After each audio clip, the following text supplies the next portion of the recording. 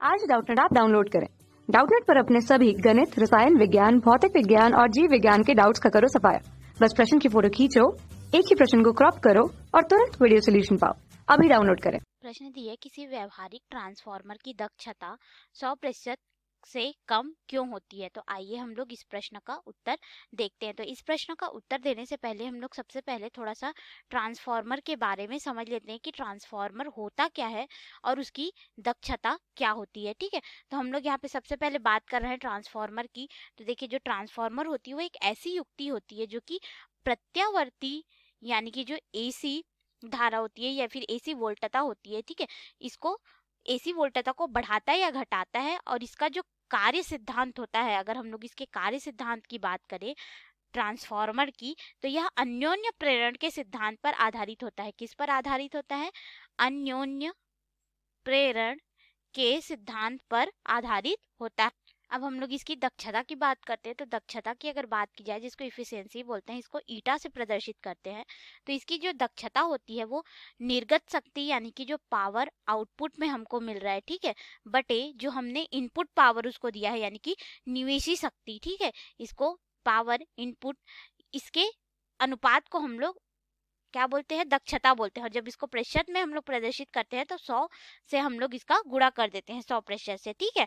तो हमारे पास ये जो दक्षता का परिभाषा भी आ गया, अब सूत्र आ गया। तो अब हम लोग ट्रांसफार्मर की दक्षता को देखते हैं कि व्यवहारिक जो ट्रांसफार्मर होता है इसकी दक्षता 100% क्यों नहीं होती है।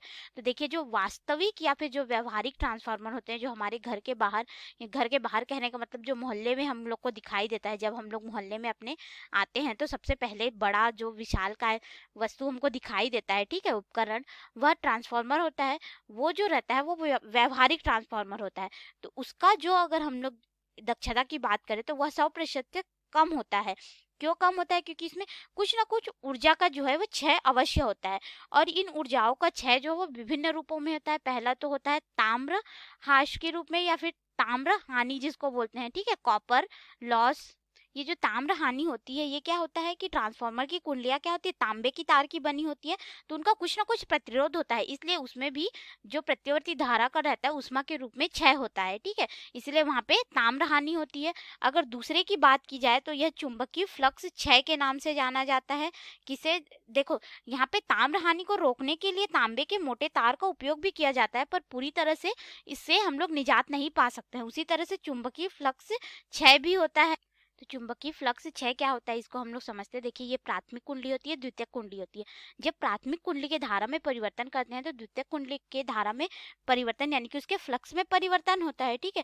तो ये जो फ्लक्स रहता है इसके यहाँ पे क्या होता है, इस हमारे पास पटलित जो नर्म लोहे का क्रोड होता है उससे होकर के जाता है। और ये प्राथमिक और द्वितीयक कुंडलियां क्या होती हैं, इनके मध्य में वायु का गैप होता है, ठीक है, वायु का यहाँ पे छोटा सा जगह होता है जिसमें वायु क्षरण के वजह से यानी कि आसपास में क्या होता है, फ्लक्स जो है वो लिंक होने लगता है, ठीक है।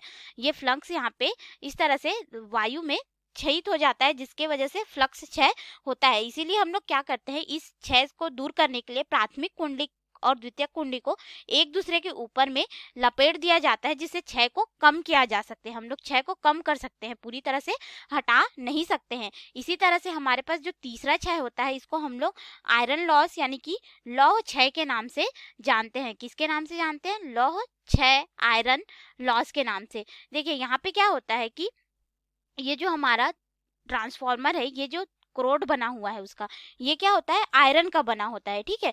तो इसमें आयरन में क्या होता है, जब इसमें धारा प्रवाहित होती है, ठीक है, कुंडलियों में, तो इससे होकर के फ्लक्स जाता है तो इसमें छोटी छोटी भंवर के रूप में धाराएं उत्पन्न हो जाती है जो कि इस क्रोड को गर्म कर देती हैं। ये भंवर धाराएं इसमें उष्मा के रूप में हानि करती हैं।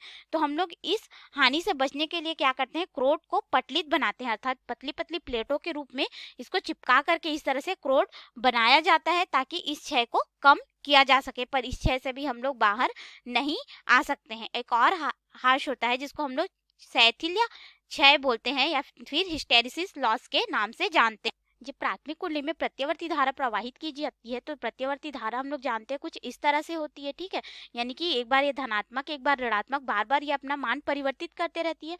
तो ये जो नर्म लोहे का बना क्रोड होता है, ठीक है। ये जो क्रोड होता है वो क्या होता है, चुंबकित विचुंबकित चुंबकित विचुंबकित, एक बार चुंबक बनता है एक बार चुंबक नहीं रहता, ठीक है। यानी कि धन में चुंबक बनता है, ऋण में चुंबक नहीं होता। तो इस बार चुंबकित विचुंबकित बार बार होने से क्या होता है कि इसके सैथिल यानी कि ये सैचुरेट हो जाता है, बार बार में अब भूल जाता है कि इसको चुंबकित होना है कि विचुंबकित होना है, ठीक है। यानी कि चुंबकीय गुण को अपने में रख लेता है, जिस वजह से क्या होता है, सैथिल्य ह्रास होता है, ठीक है, हिस्टेरिसिस लॉस। इस क्षय को कम करने के लिए हम लोग क्या करते हैं, क्रोड को नर्म लोहे का बनाते हैं, जिससे हम लोग सैथिल्य हानि को कम से कम कर सके। तो इन सब हानियों की वजह से क्या होता है कि जितनी हम लोग इनपुट में शक्ति देते हैं, ठीक है, यानी कि निवेशी शक्ति देते हैं, वो हम लोग को निर्गत में उतनी शक्ति नहीं मिलती, क्योंकि निर्गत में वो शक्ति प्राप्त होने से पहले ही इन सभी 4 रूपों में क्षय हो जाता है, कुछ ना कुछ क्षय तो होता ही है, जिस वजह से हमें जो हमारा व्यवहारिक ट्रांसफार्मर यानी कि जो वास्तविक ट्रांसफार्मर होता है उसकी दक्षता 100% नहीं मिलती। और अगर हम लोग व्यवहारिक या फिर जो वास्तविक ट्रांसफार्मर है उसकी दक्षता की बात करें तो इसकी दक्षता लगभग हमको 90 से लेकर के 90% से लेकर के 99% के मध्य में मिलती है, पूरी तरह से 100% नहीं मिलती है। तो यह विभिन्न हानियों के कारण होती है। तो ये हो गया हमारे प्रश्न का उत्तर। धन्यवाद। कक्षा 6वीं से 12वीं से लेकर नीट, IIT, JEE वो एडवांस के लेवल तक 1 करोड़ से ज्यादा छात्रों का भरोसा। आज ही डाउनलोड करें डाउटनेट ऐप या व्हाट्सएप करें अपने सारे डाउट्स 8400 400 400 पर।